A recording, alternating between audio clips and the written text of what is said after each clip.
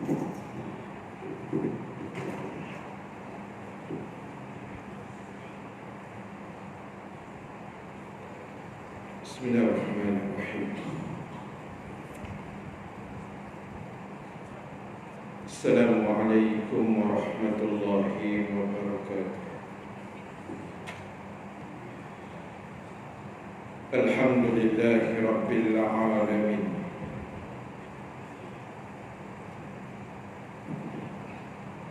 Allazi arsala rasulahu bil huda wa dinil haqq liyuzhirahu 'ala ad-din kullihi walau karihal kafirun. Asyhadu an la ilaha illallah wahdahu la syarika lah wa asyhadu anna Muhammadan abduhu wa rasuluh. Allahumma salli wa sallim wa barik ala sayyidina Muhammad sallallahu alaihi wasallam wa ala alihi wa ashabihi ajma'in. Rabbana iftah bainana wa baina qaumina bil haqq wa anta khairul fatihin.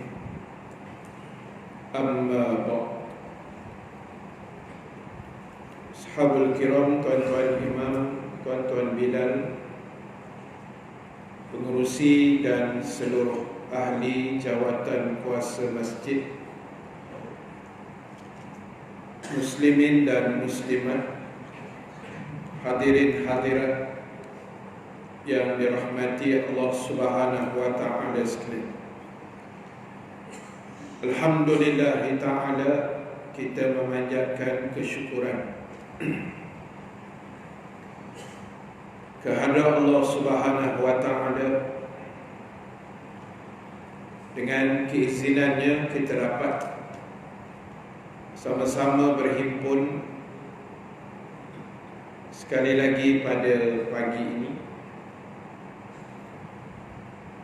setelah kita selesai mendirikan solat fardu subuh secara berjamaah. Mudah-mudahan diterima dan dimakbulkan Allah Subhanahu wa ta'ala, insyaAllah. Muslimin dan muslimat sekalian, insyaAllah pada pagi ini seperti biasa kita akan sambung perbahasan dan perbincangan menggunakan kitab 20 golongan yang menyesal pada hari kiamat ataupun pada hari akhirat nanti.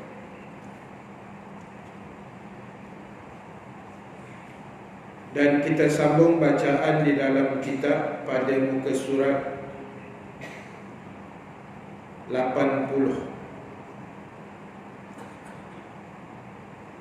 pada perenggan yang di tengah.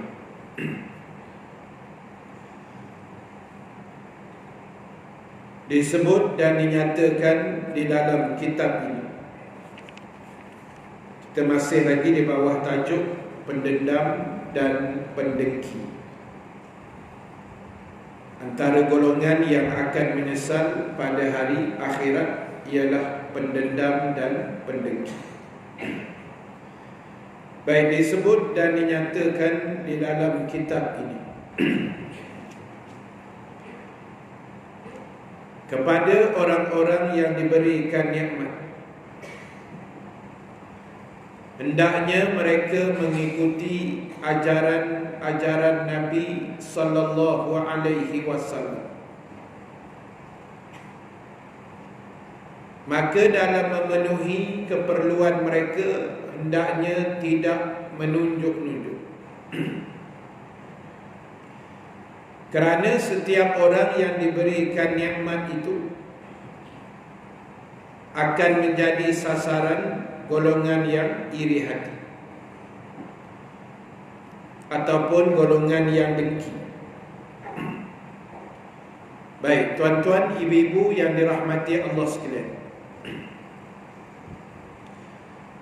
Islam mengajar kita supaya mengikut setiap ajaran yang ditinggalkan oleh Rasulullah sallallahu alaihi wasallam dengan cara yang paling terbaik, cara yang paling sempurna, cara yang paling termampu dan terdaya untuk kita melakukannya. Kerana apa juga perjalanan hidup kita pada hari ini, kita tidak boleh mengambil ringan atau menidakkan apa yang agama ajar kepada kita.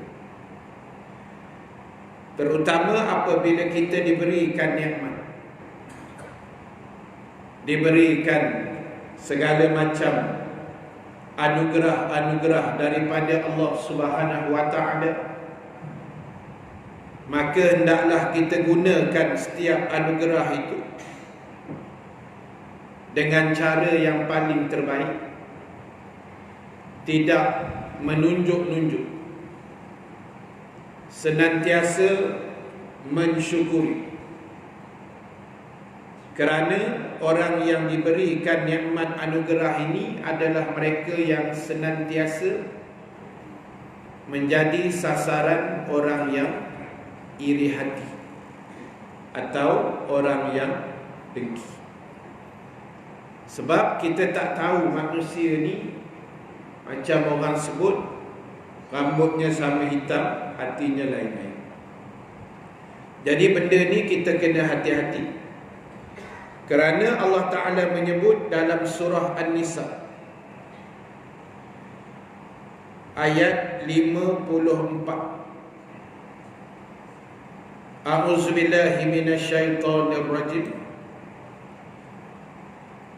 Am yahsudunan nasa ala ma atahumullahu min fadlih Faqad atayna ala Ibrahim al-kitab wal hikmah wa atainahum mulkan azima. Yang bermaksud, ataukah mereka dengki kepada manusia lantaran kurniaan yang Allah telah berikan kepadanya? Sesungguhnya kami telah memberikan kitab dan hikmah kepada keluarga Ibrahim, dan kami memberikan kepadanya kerajaan yang sangat besar. Jadi Allah sebut ayat An-Nisa ini tentang adanya manusia yang suka mendengki, suka iri hati, suka tak puas hati dengan anugerah atau nikmat yang Allah berikan kepada manusia-manusia yang lain. Sedangkan Islam ajar kita mensyukuri, redha, berterima kasih. Sebab itu saya sebut selalu juga, di mana pun, ubat bagi segala penyakit hati kita ialah bersyukur. Itu ubat bagi penyakit hati. Sentiasa mensyukuri. Penyakit hati ni banyaklah, hasad, dengki, iri hati, sombong, bangga diri. Itu semua penyakit hati. Jadi ubat yang terbaik untuk merawat sakit hati ni, penyakit-penyakit hati, dia panggil bersyukur. Sentiasa mensyukuri.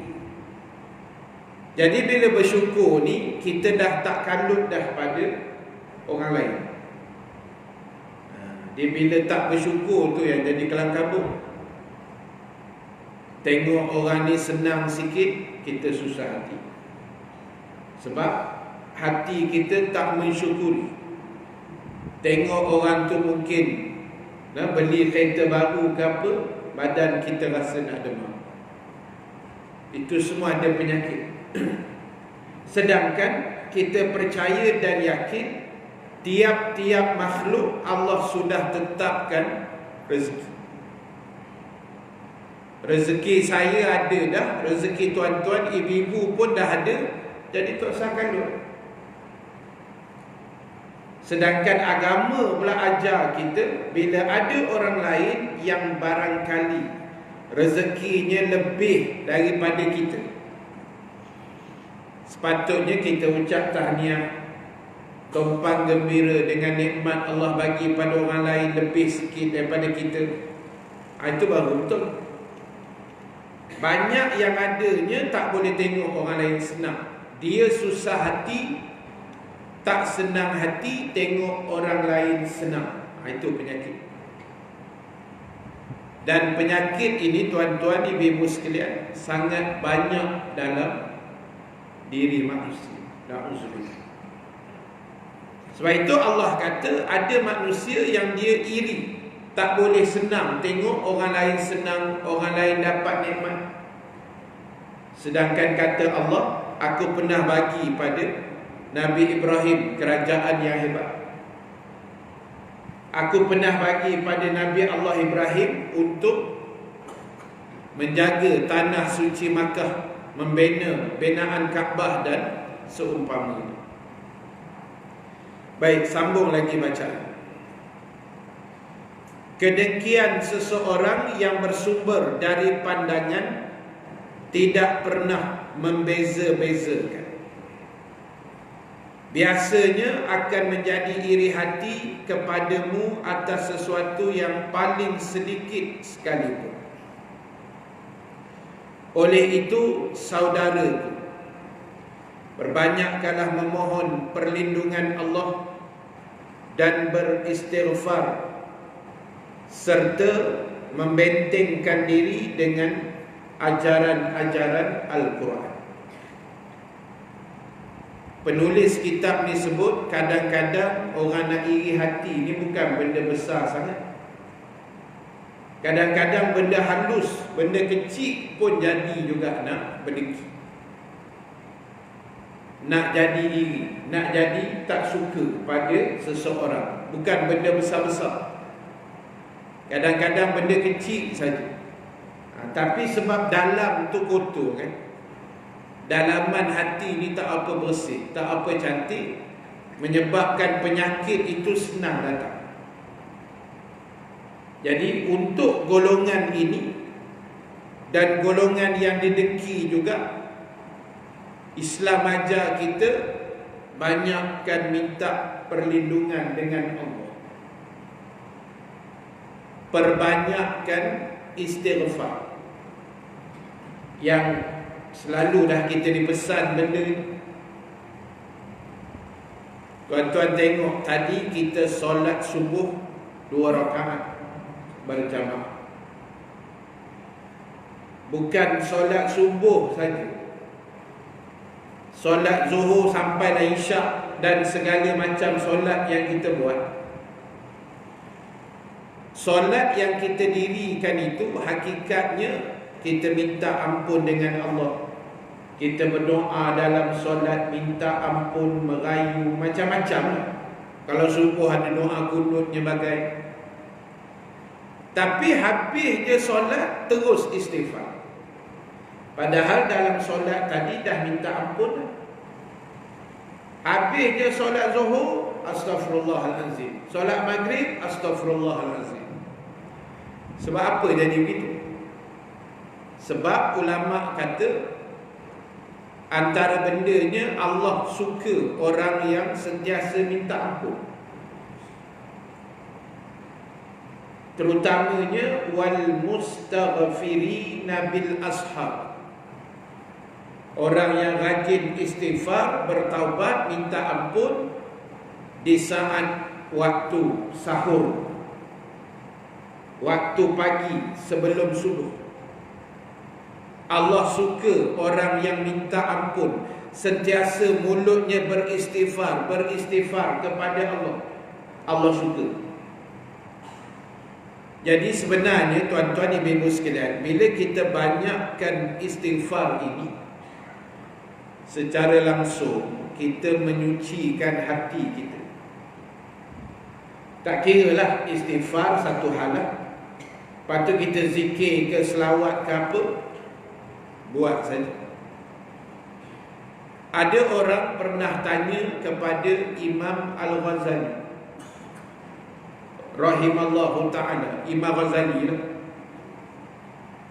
Orang tanya, wahai Imam, macam mana hal keadaan aku ni? Kalau aku sedang berzikir kepada Allah, mulut berzikir tapi hati aku lalai. Mulut aku berzikir subhanallah, astagfirullah semua, tapi hati ni masih lalai. Masa berzikir tu pun hati ni masih lalai, tak tahu ke mana pergi. Lalu apa dijawab oleh Imam Ghazali? Imam Ghazali kata, teruskan zikir walaupun hatimu lalai, kerana paling tidak ketika kamu berzikir walaupun hatimu lalai, kamu telah terselamat daripada melakukan dosa mulut. Kan mulut berzikir, walaupun hati lalai, tapi mulut subhanallah walhamdulillah wala ilaha illallah wallahu akbar, paling tidak terselamat pada masa itu daripada dosa mulut. Teruskan, kata Imam Ghazali. Jadi tuan-tuan, sebab itu untung orang berzikir ni, mulut dia selamat daripada dosa. Di saat paling banyak dosa sebenarnya datang daripada mulut. Salah satu, sebab kalau kita baca dalam hadis Nabi SAW, Nabi kata, ramainya manusia yang akan dihumban dan dilemparkan ke dalam api neraka akibat daripada apa yang ada di antara dua bibir mereka, iaitu lidah. Nabi kata ramai orang masuk neraka sebab dua benda. Satu benda yang terletak antara dua bibir mereka, iaitu lidah. Sebab lidah ni ramai orang masuk neraka. Jadi orang yang rajin zikir, istighfar, selawat Nabi dengan lidah dia, peluang dia ke syurga tu agak lebih cerah. Sebab dia dah mengurangkan dosa mulut. Walaupun mungkin hati dia tu, orang kata tak sama ikut dengan mulut dia, tapi pelan-pelan. Orang kata slow and steady lah, pelan-pelan. Mula-mula memanglah hati ni tak ke mana-mana pergi. Lama-lama dia akan ikut sekali, insya-Allah. Jadi Islam ajar kita banyakkan istighfar. Saya pernah sebut dah dulu, istighfar ni bukan pengampunan dosa saja, tapi orang yang rajin istighfar, Allah akan mudahkan hidup dia. Allah Ta'ala akan mudahkan urusan-urusan kehidupan dia. Sebab urusan hidup kita ni macam-macam. Urusan keluarga, urusan anak, urusan kerja, kan? Banyak benda. Cerita hidup ni takkan habis selagi tak mati. Jadi sebab itu disebutkan tadi, perbanyakkan istighfar dan menjadikan ajaran-ajaran Quran itu sebagai amalan harian kita. Tuan-tuan, ibu-ibu sekalian, kita buat kerja agama ni kena berpaksikan Al-Quran dan Sunnah. Kerja agama tak boleh buat suka hati. Kerja-kerja agama, ibadah-ibadah dalam Islam tak boleh buat dengan otak. Tak boleh guna otak untuk buat kerja agama. Tak boleh. Kita duduk ni dalam bulan Rejab, bulan kita mengingati peristiwa Isra dan Mi'raj. Antara hikmah Isra dan Mi'raj mengajar pada kita agama jangan ditimbang sukat dengan otak. Memang tak boleh masuk. Walaupun saya sebut banyak kali dah, peristiwa Isra' ni kalau fikir dengan otak sebenarnya masuk akal. Akal boleh terima perjalanan itu. Sebab yang bawa Nabi Jibril, yang tonggangan Nabi naik itu, binatang yang dipanggil burak itu, kelajuannya sepantas kilat, selaju cahaya. Boleh logik lah tak? Satu malam pergi balik itu boleh selesai, itu logik lah. Kalau ikut akal tu masuk akal. Tapi Abu Jahal, Abu Lahab tak boleh terima. Pasal apa?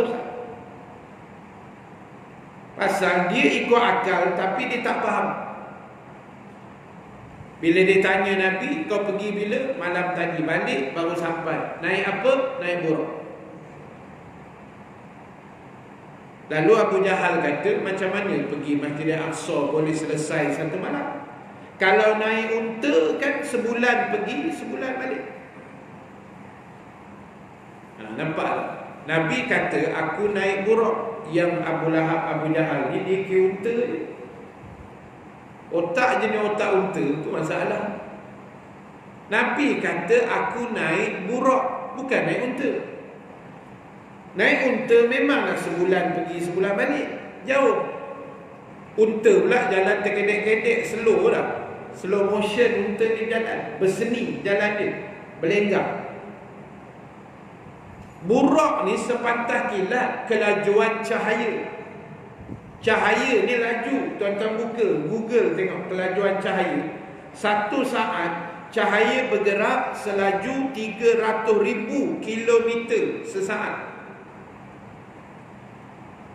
Tuan-tuan buka switch kereta, onkan kereta, start kereta, buka lampu, dia menyala tak.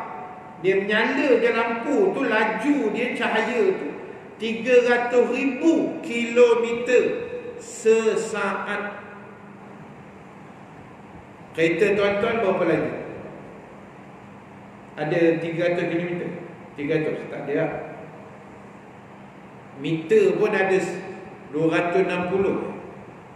Kalau kereta besar sikit kan, meter ada 260, kita bawa pun 100 je. Baik beli kancil. Kancil 120 meter. Dah. Jadi kita bawa katalah 200 pun, itu pun rasa macam nak terbang, rasa macam laju kan. Burak lagi laju tuan-tuan, 300,000 kilometer sesaat. Kapal terbang yang tuan-tuan naik pergi Mekah tu 800 kilometer sejam. Dia punya speed tu yang 8 jam setengah boleh sampai kan? Laju. Bayangkan Nabi naik burak, Jibril pula cahaya, burak pula kelajuan cahaya. Apa ada masalah? Sebab itu agama ni dia kok mana pun tak boleh guna logik kepala otak, tak boleh. Dia mesti guna wahyu, mesti kena ikut sunnah yang Nabi tinggalkan. Saya ambil contohlah bulan Rejab ni kan. Kalau tuan-tuan tanya, Ustaz, saya nak puasa sunat bulan Rejab boleh? Boleh. Puasa sunat bulan Rejab boleh, puasa tak ada masalah. Macam hari ni apa bulan Rejab? 13 Rejab ni. Hari ni 13, besok 14, lusa 15. Ahad, Isnin, Selasa. 3 hari ni sunat dipanggil hari-hari putih. Macam mana Ustaz? Kejap lagi ada sarapan. Ni saya bagi contoh aja. Saya bagi contoh. Dah tuan-tuan mungkin tanya kan, saya nak puasa sunat Rejab macam mana? Salah satunya Isnin Khamis. Yang kedua ambil hari-hari putih 13, 14, 15. Hari ni, besok, lusa, Ahad, Isnin, Selasa. Straight 3 hari dapat pahala puasa hari putih. Kalau puasa hari Isnin pula dapat 2 pahala. 1 hari putih, 1 sunat hari Isnin. Cubalah buat kalau mampu.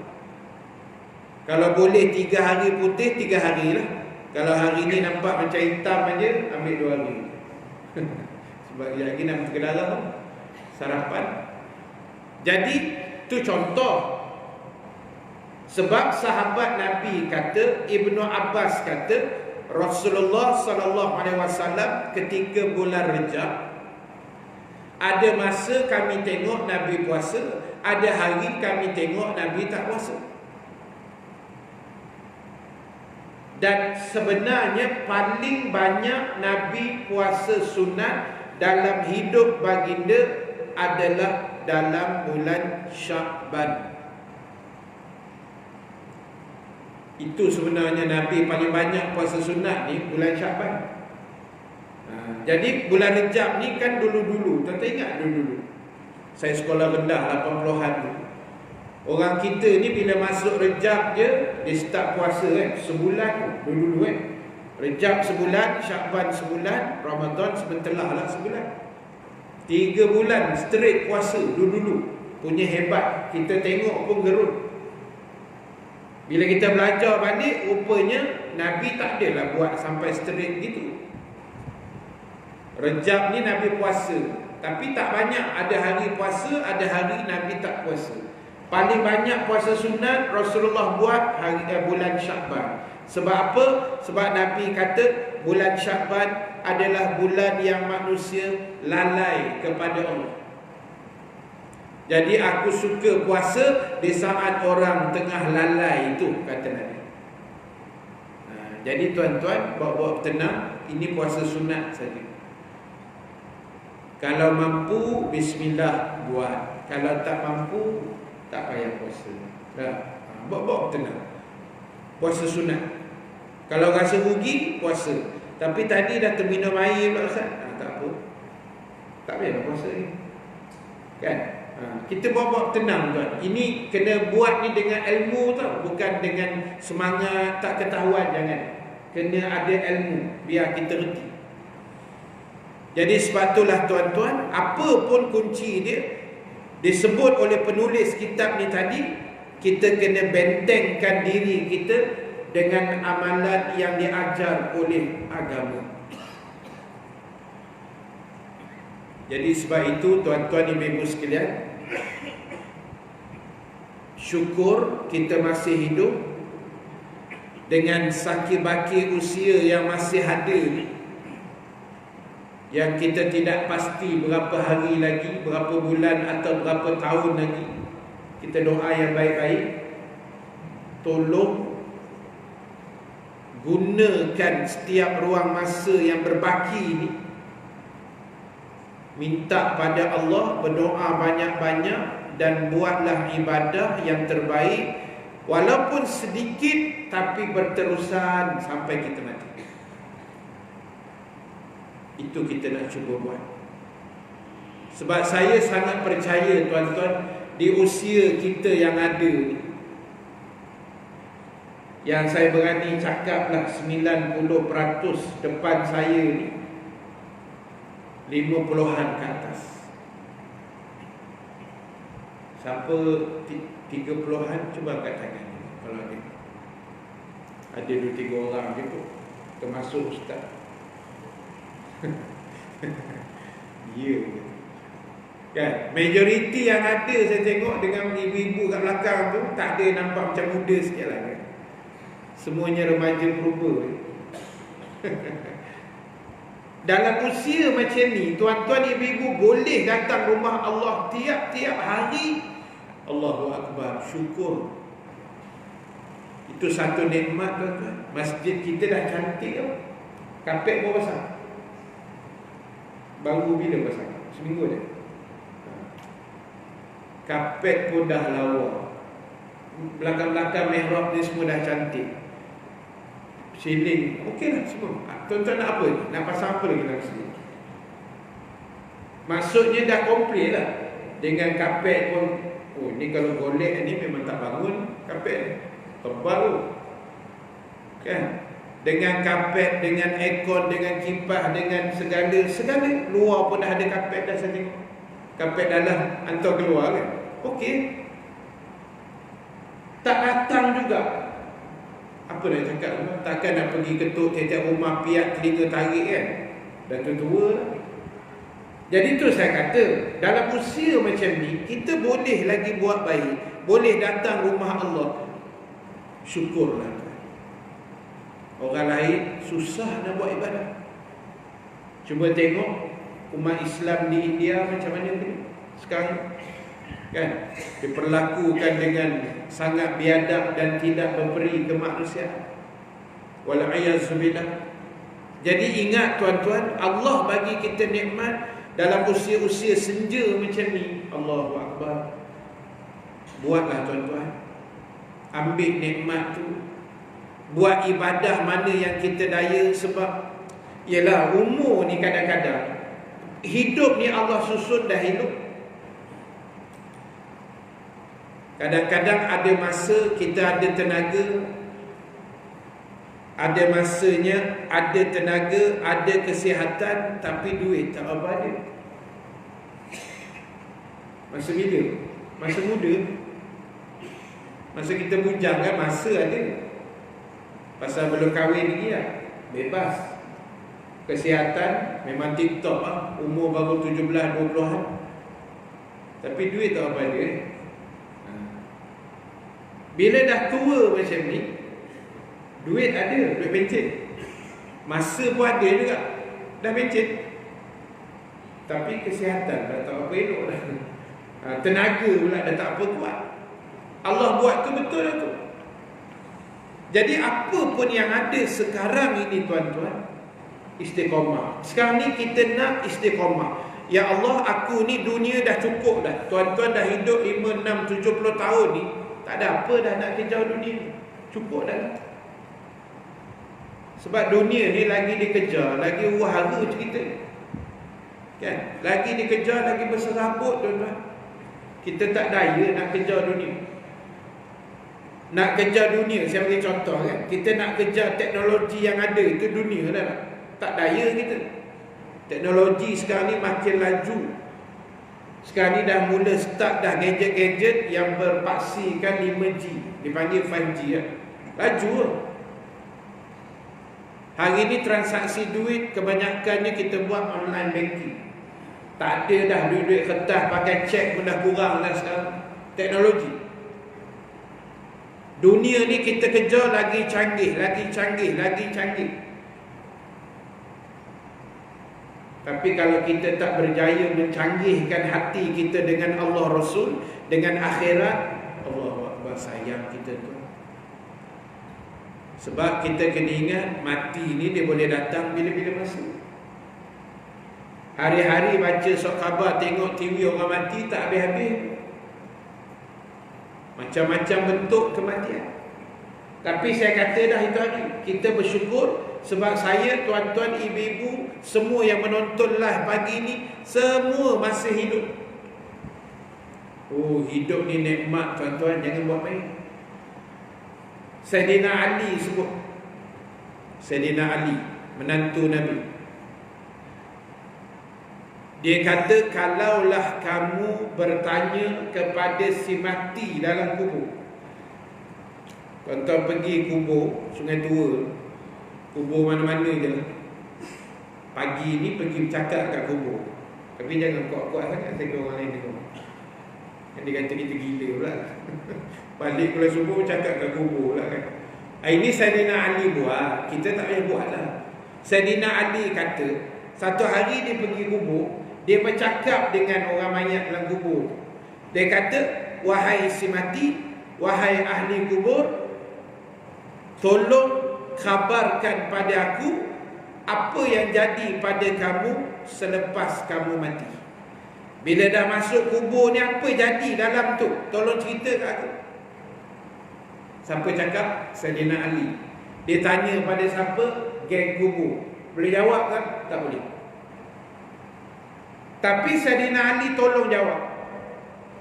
Dia tolong jawab. Sebab Saidina Ali dia orang cerdik, orang yang hebat, pandangannya jauh. Dia kata apa? Kalaulah soalan itu kamu ajukan pada ahli kubur,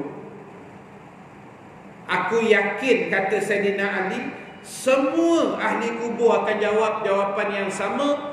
Bila ditanya apa jadi pada kamu selepas mati, ahli kubur akan jawab, kami menyesal bila mati, dan kalau boleh kami nak hidup balik atas dunia, kami nak beramal selepas apa yang kami tengok dalam kubur. Tuan-tuan ibu-ibu sekalian, itu jawapan ahli kubur. Kalau tuan-tuan tanya pun, itulah jawapannya.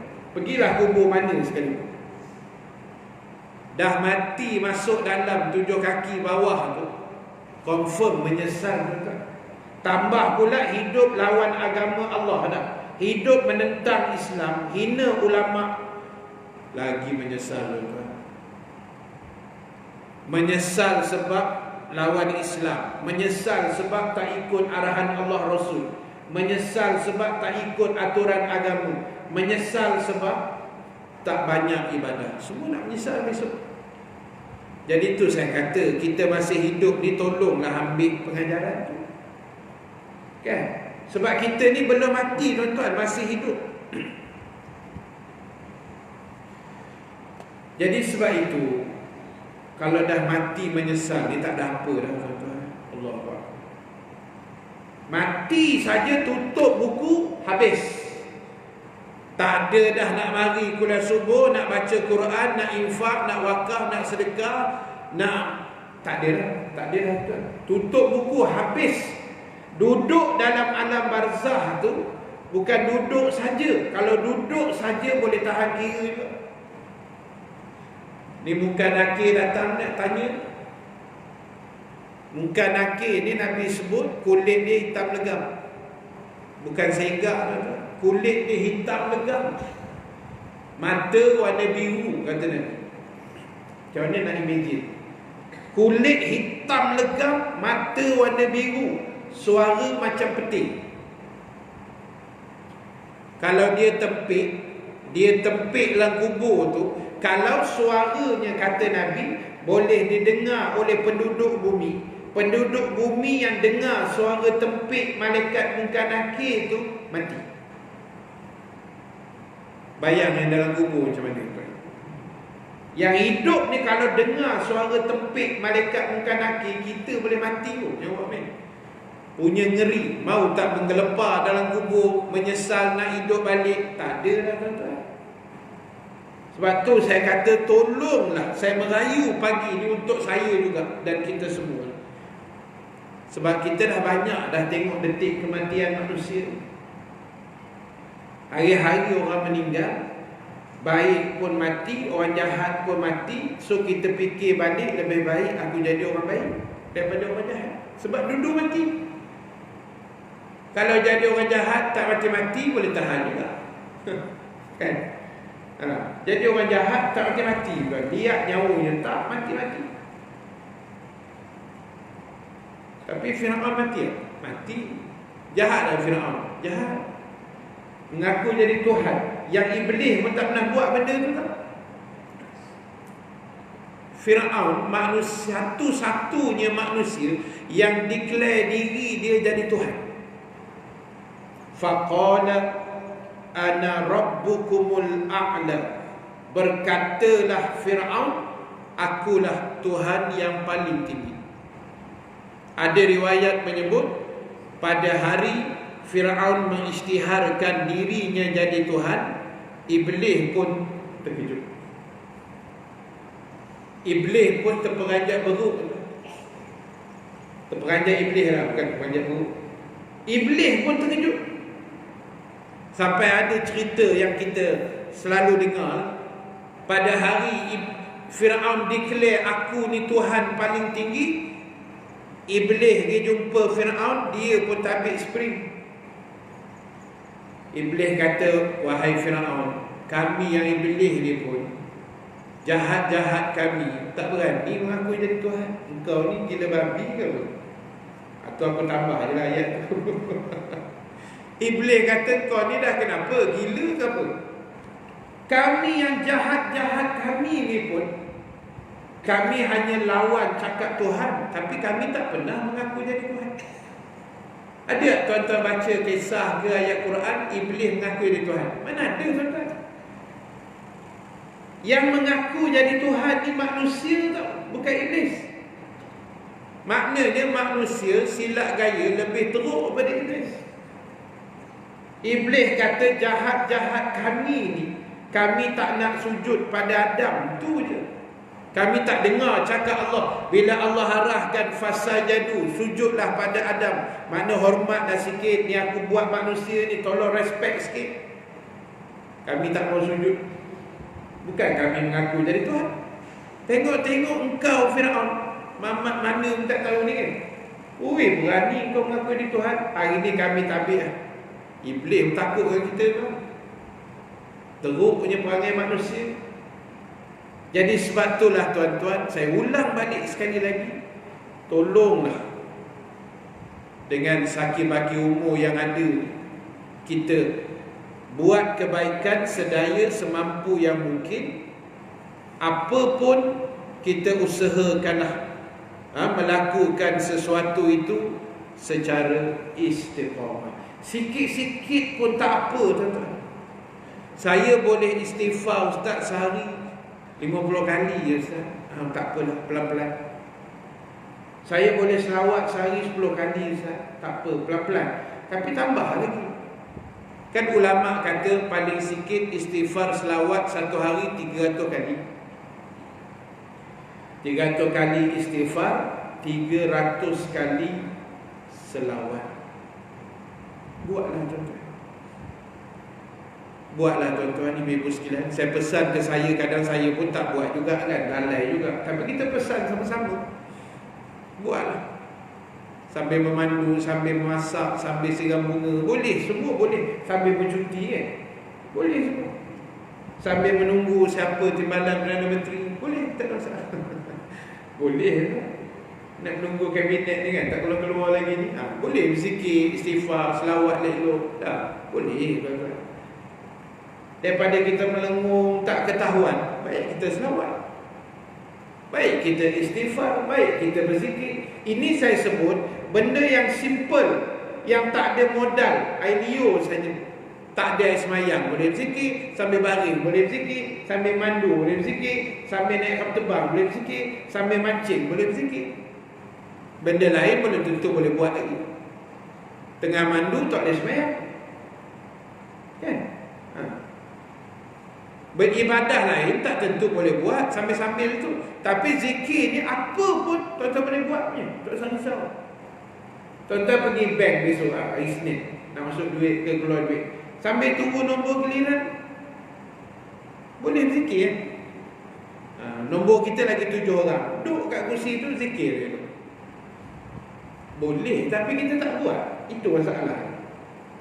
Tuan-tuan yang minat mengayuh basikal, ni pagi Ahad ni kan banyak kan, Sabtu Ahad. Kalau tempat saya tu, Lebuh Raya Gateri dengan Latar. Latar tak banyak, Gateri. Lebuh Raya Gateri tu dah macam trek lumba basikal kalau Sabtu Ahad. Penuh orang berkayuh, beratus dekat ribu ada saya. Tiap-tiap hari Sabtu Ahad ni penuh. Lane motor, lorong motor tu basikal saja. Yang individu, yang berpasukan, yang satu tim, yang satu warna, yang macam-macam jenis. Apa salah kita mengayuh kan? Sekali kayuh subhanallah walhamdulillah. Boleh kan? Boleh, tapi tak buat. Kenapa kita mesti memilih untuk diam daripada berzikir? Ada yang minat hiking panjang bukit. Ada saya tengok dalam Facebook kawan-kawan kan, tiap-tiap minggu panjang bukit. Semangat tu dia. Sambil memanjat tu boleh zikir, tak ada apa pun. Sambil kita exercise kat taman ke tasik sambil berjalan kan, berjalan atau berjoging boleh kan? Semuanya boleh sebenarnya. Tapi atas kita, benda tu kena dibiasakan. Kalau tak biasa memang susah. Orang Melayu panggil ala biasa tegal biasa. Kena buat. Sebab bila mati datang, habis. Itu je kita sebut. Dan betul lah Sayyidina Ali kata, kalau orang mati tu boleh hidup, nak hidup balik, confirm korek kubur bangkit dah. Mesti punya. Sebab dah tengok gelapnya kubur, sempitnya kubur, dengan malaikat pula macam tu, dengan ular lagi, orang tak semayang. Nabi kata Sujaul Aqra', ular yang sangat besar dan berbisa. Kalau ular tu Nabi kata Sujaul Aqra', itu nama ular tu, kalau dia bernapas atas muka bumi, mati semua. Pokok mati dengan kita-kita berjalan sekali. Kalau dia bernafas, kalau dia batuk, habis cerita. Bernafas pun mati. Mau dia tak menyesal dalam kubur, rasa nak hidup balik kan? Tuan-tuan, banyak dah kisah ini. Dan Quran pun ada sebut ayat-ayat orang yang menyesal. Jadi tolonglah sementara masih ada nyawa, buatlah kebaikan tuan-tuan. Ni masjid kita dah cantik, tapi pembangunannya masih diteruskan. Belakang tu kita tengok ada lagi tandas ke apa benda belum siap kan. Itu semua nak menjadi saham kita lah tu besok. Topak lah seorang sikit. Boh lah RM1 2 lah. Seorang sikit pelan-pelan, hari-hari bubuh. Bantu pihak masjid. Ni saya cakap pagi ni tak ada siapa pun saya cakap benda ni tuan. Tak ada JK pun bising Ustaz. Pagi ni kempen-kempen tak ada. Memang kita ingatkan benda tu, supaya sementara masih hidup, carilah kebaikan tuan-tuan. Tempat saya tu, ni saya nak cerita senang nak buat pahala. Masjid Sarjana kat tempat saya, sebelah masjid tu ada warung niaga roti canai. Yang meniaga tu Tok Bilal. Tok Bilal masjid. Dia pandai tebang roti.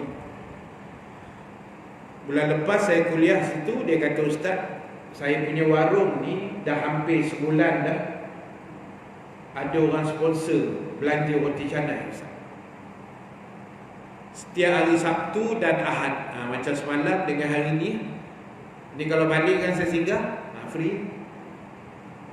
Dia, siapa yang makan di warung tu free. Saya kata siapa bayar? Ada orang bayar Ustaz. Siapa? Tak boleh beritahu. Tak boleh beritahu. Syarat dia makan di warung, makan di kedai tu. Dia warung kecil je, tak ada besar sangat, ada 2-3 meja je, kecil, tepi jalan tu. Siapa yang makan situ Sabtu dan Ahad, ada orang belanja. Tak payah bayar. Roti canai ke, roti telur ke, roti tampal ke, roti lempang ke apa, ikut. Ada orang bayar.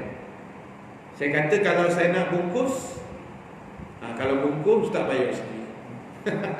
Itu tak masuk perjanjian. Perjanjian dia makan di warung. Kalau bungkus kan 20 biji, pensan kawan nak bayar. Bungkus bayar sendiri Ustaz. Yang makan warung saja free. Senang nak buat pahala tu. Senang. Kalau tahu cara, senang. Oi, senang tuan-tuan.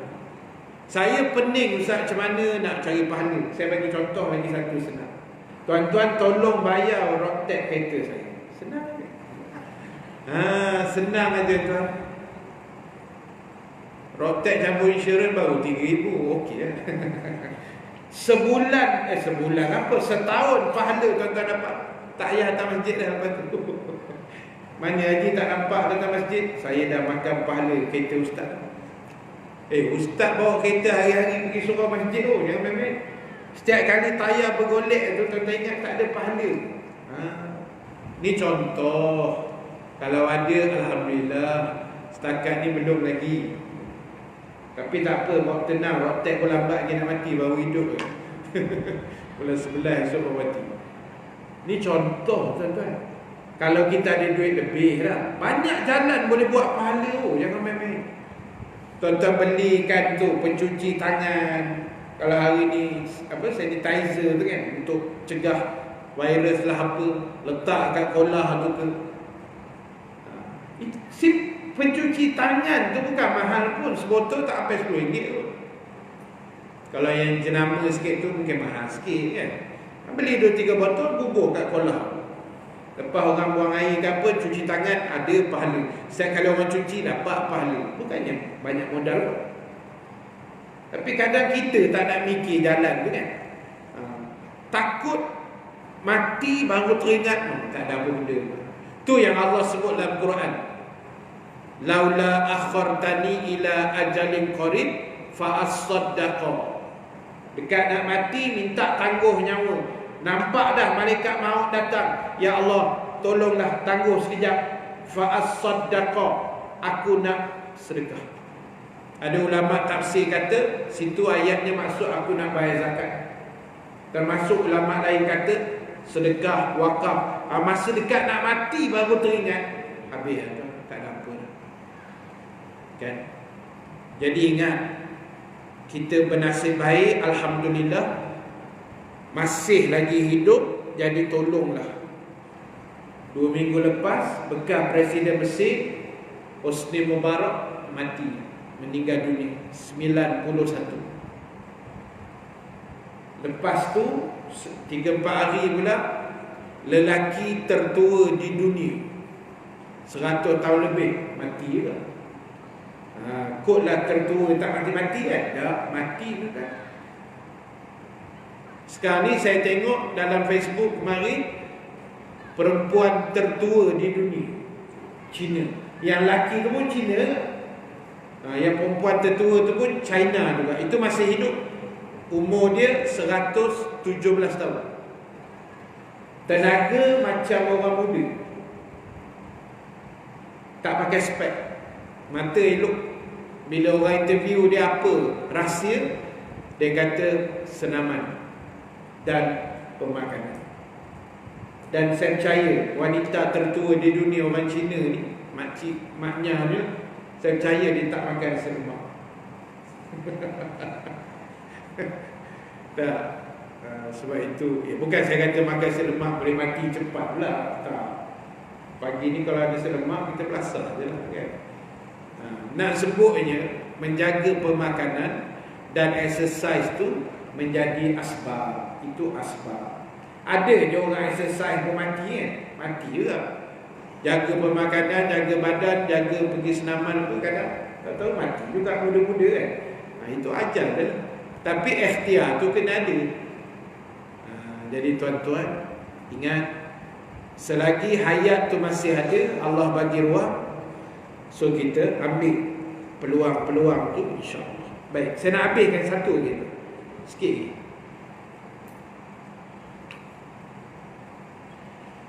Perhatikanlah firman Allah Subhanahu wa ta'ala ketika mengingatkan Nabi-Nya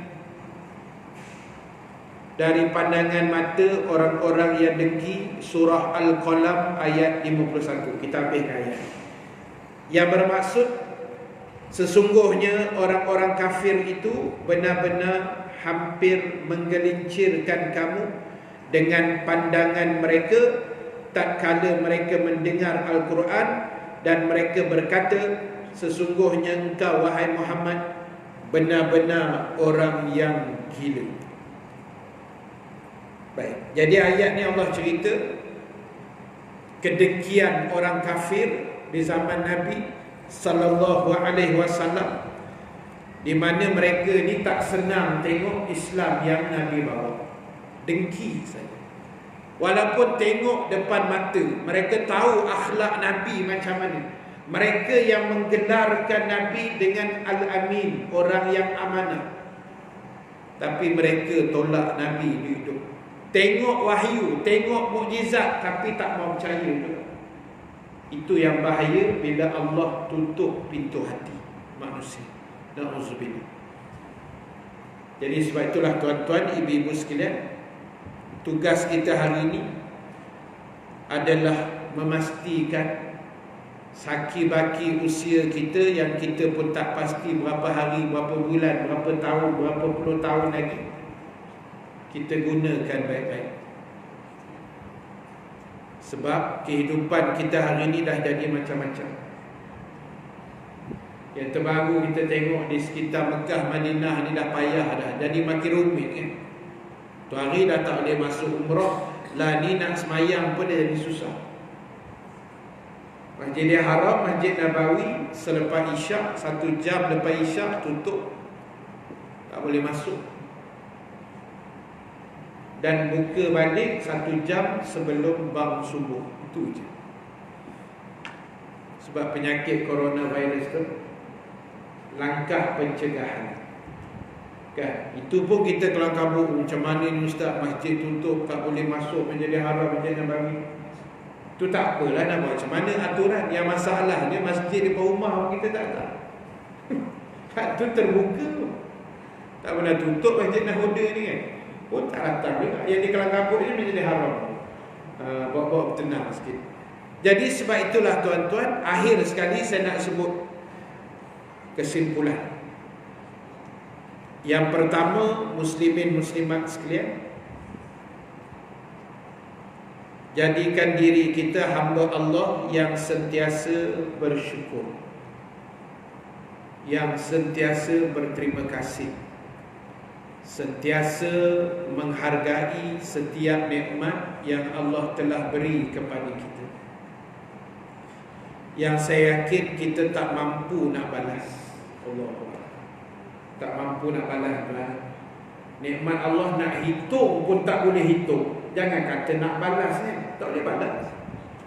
Kita tengok 3-4 hari ni, ikan temenung naik ke darat. Maknanya nelayan di belah Kuala Kedah sampai tak larat nak bawa balik ikan temenung. Ikan tu pun dah tak larat, dah temenung dalam air, naik dia ke darat tu. Tuan-tuan tahu, sekilo ikan temenung 50 sen. Sampai geng-geng peraih ni merayu, suruh beli. Suruh beli. Terlalu banyak naik. Tengok Allah nak bagi rezeki kan? Kita tak minta pun benda tu, tapi Allah hantar, kau ambil lah ikan. Dia bagi ni, tak mana datang pun tak tahu. Orang pagi ikan temenung. Sebab lepas makan mesti temenung. Ikan kembung orang panggil, ikan kembung kan. Ikan kembung tak sedar kan ikan temenung. Kalau ikan Muji Rashid tu yang mana? Yang besar sikit. Kok dia cantik sikit no? Macam Muji Rashid ke tak tahu. Jadi tuan-tuan, Allah hantar ikan. Sampai ada saya baca dalam Facebook, kakak ipar saya hantar dekat pinggiran Batu Kek orang jual beratur orang beli. Ikan sana Kuala Kedah ni, bawa mari turun KL, terpaksa hantar KL kan. Orang Kedah tak agak makan ikan. Terlampau banyak lah. Allah bagi rezeki ni, benda yang tak sangka dah. Tu pun melawan lagi. Tak bersyukur, tak terima kasih kan. Jadi tuan-tuan, ni macam nak sambung kuliah balik. Tadi macam dah tutup. Jadi yang pertama, bersyukurlah. Berterima kasih kepada Allah lah. Terima kasih. Yang kedua, muslimin muslimat, jauhkan penyakit iri hati dalam hati kita. Tak usah dengki-dengki lah. Orang dapat rezeki, kita terima kasih kat dia, tahniah pada dia kan. Anak dia dapat 10A SPM, tahniah. Terus dengki. Ni anak kita 10C, anak dia 10A. Oh dengki tu. Itu mesti meniru. Dengki. Tak payahlah. Itu rezeki masing-masing kan. Tak kira lah 10A ke 10E ke tak ada A ke apa pun. Itu anak kita kan. Dia dah cuba yang terbaik. Syukurlah. Kan.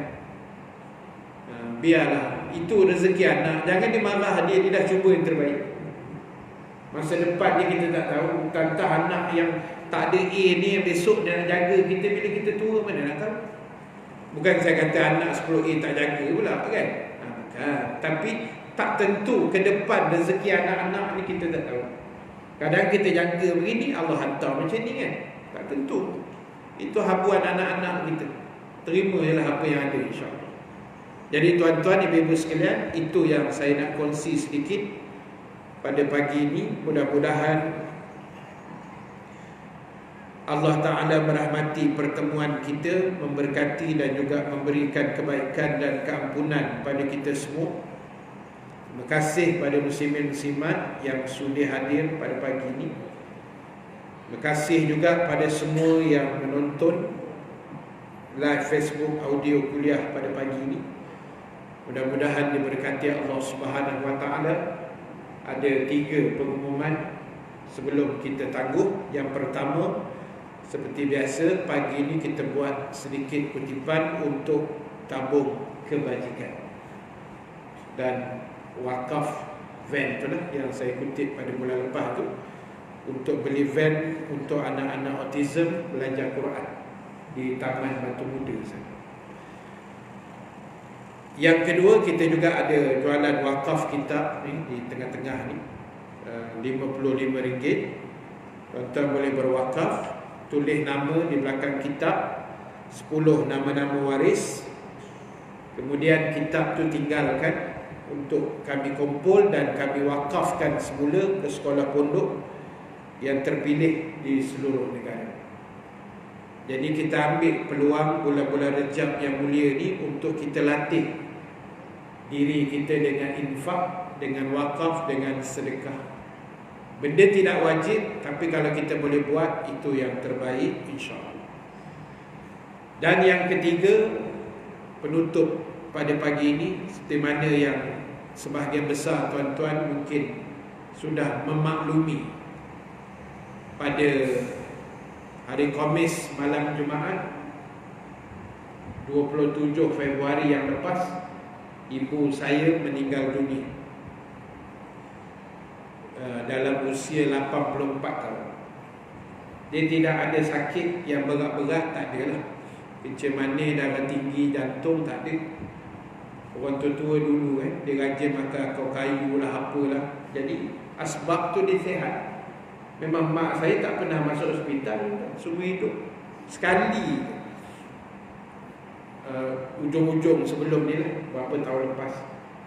Itu je. Sebelum tu masa anak dara ke, masa beranak-beranak, anak ramai 13 orang, tak ada sakit, tak pernah masuk hospital. Yang masuk hospital semua anak-anak dia. Ibu saya tak pernah masuk hospital, sihat, alhamdulillah. Jadi dia meninggal malam Jumaat, Khamis malam Jumaat tu 2 minggu lepas. Jadi alhamdulillah berkat doa tuan-tuan semua, selesai pengkebumian tu kita buat di Lembau, Negeri Sembilan. Kita tak bawa balik Gombak pun, sebab yang jaga tu kakak, dah 5 tahun dah dia gemak. Jadi kita uruskan semua di sana. Pagi Jumaat tu alhamdulillah Allah permudahkan semua. Anak-anak perempuan semua mandikan mak, Ustaz Salihuddin jadi imam sembahyang mayat. Saya baca doa selepas itu. Kemudian saya sambung talqin di kubur. Lepas tu Ustaz Halim baca doa di kubur. Alhamdulillah selesai sebelum pukul 12 tengah hari ni. Allah mudahkan semua, syukur pada Allah. Orang-orang kampung di sana pun nampak bagus, membantulah untuk memudahkan segala urusan. Jadi saya nak ajak tuan-tuan, ibu-ibu, kita hadiahkan Fatihah pada ibu saya, Hajah Hindun binti Husin, dan kepada ibu ayah kita juga lah. Sama ada yang masih hidup, mudah-mudahan Allah merahmati mereka. Dan kalau mak ayah kita dah meninggal dunia, kita doakan Allah ampunkan dosa mereka, Allah luaskan kubur mereka, terangkan kubur mereka, dan jadikan penguburan mereka seperti taman-taman syurga, insya-Allah. Sebab jasa mereka kita tak mampu balas, kan? Saya mikir balik, mak ayah saya membesarkan kami 13 beradik ni, Allah tu. Kita anak 3 orang pun kalau apa, kan? Membesarkan kita ni dengan jual kuih. mak saya memang pandai buat kuih. Lepas tu anak-anak perempuan ni, kakak-kakak saya semua terer buat kuih. Saya pula takdirnya anak bongsu, nombor 13. Jadi saya memori kenangan dengan arwah mak, arwah ayah ni tak banyak. Sebab dengan arwah ayah ni saya sempat 17 tahun je. Masa saya SPM, ayah saya meninggal 9 September 91. Jadi kenangan dengan arwah ayah tu tak banyak. Dengan ibu pun sebab saya banyak keluar kan, sekolah pondok asrama, lepas tu sambung Mesir. Jadi bersama tu tak banyak, kenangan tu tak banyak. Tapi macam abang Ustaz Salihuddin, Ustaz Alim, dia ada kenangan meniaga kuih. Kena naik basikal jual kuih. Sebab dia abang, saya mengambilkan kuih. Saya berniaga tak ada. Anak bongsu kan, mana boleh usik. Dengar dia Ustaz Salihuddin mengamuk dia. Nah, jadi tuan-tuan, itu masing-masing lah. Jadi bila ayah meninggal memang kita sedih, tapi bila mak meninggal dia lagi sedih kan. Ya, sebab ibu kan. Dia lain sikit dia punya touching dia tu. Jadi apa pun tuan-tuan sekalian, kita doalah untuk mak ayah kita, termasuk mertua kita juga. Saya semua dah tak ada, mertua pun dah habis, mak ayah pun semua dah tak ada. Jadi tak apalah, kita doa yang terbaik, mudah-mudahan Allah beri kebaikan pada mak ayah kita dan mertua kita insya-Allah. Al-Fatihah. Auzubillahi minasyaitonir rajim. Bismillahirrahmanirrahim. Alhamdulillahirabbil alamin. Ar-Rahmanir-Rahim. Maliki yaumiddin. Iyyaka na'budu wa iyyaka nasta'in. Ihdinas siratal mustaqim. Siratal ladzina an'amta 'alaihim ghairil maghdubi 'alaihim waladdallin. Auzubillahi minasyaitonir rajim. Bismillahirrahmanirrahim. Alhamdulillahirabbil alamin. Wassalatu wassalamu ala asyrafil anbiya'i wal mursalin sayyidina Muhammadin wa ala alihi wa sahbihi ajma'in. Allahumma ja'al jam'ana haza jam'an marhuma wa tafarruqana min ba'dihi tafarruqan ma'suma wa la taj'alillahumma fina shaqiyyan wa la mahruman wa la matruda. Allahumma barik lana fi Rajabin wa Sya'ban wa ballighna Ramadan ya arhamar rahimin. Ya Allah Tuhan kami, ampunkan segala dosa-dosa kami ya Allah. Dosa kedua orang tua kami dan mertua kami ya Allah. Dosa adik-beradik dan saudara mara kami ya Allah. Dosa jiran-jiran dan sahabat handai kami ya Allah. Dosa seluruh tuan-tuan guru kami, para alim ulama, para asatizah kami ya Allah. Ya Allah Tuhan kami, pandanglah kami dengan pandangan rahmat dan keampunan-Mu ya Allah. Janganlah Engkau memandang kami dengan pandangan azab dan kemurkaan-Mu ya Allah. Ya Allah Tuhan kami, selamatkanlah negara kami ya Allah daripada wabak serangan coronavirus yang sedang hangat melanda pada hari ini ya Allah. Selamatkan ahli keluarga kami, anak cucu kami ya Allah daripada bahaya penyakit virus ini ya Allah. Ya Allah Tuhan kami, selamatkanlah negara kami Malaysia ya Allah. Kau kurniakanlah kepada kami pemimpin-pemimpin yang adil dan saksama terhadap rakyat jelatanya ya Allah. Ya Allah Tuhan kami, permudahkan segala urusan hidup kami ya Allah. Lebih-lebih lagi urusan hidup kami di negeri akhirat nanti ya Allah. Masukkanlah kami ke dalam syurga-Mu ya Allah.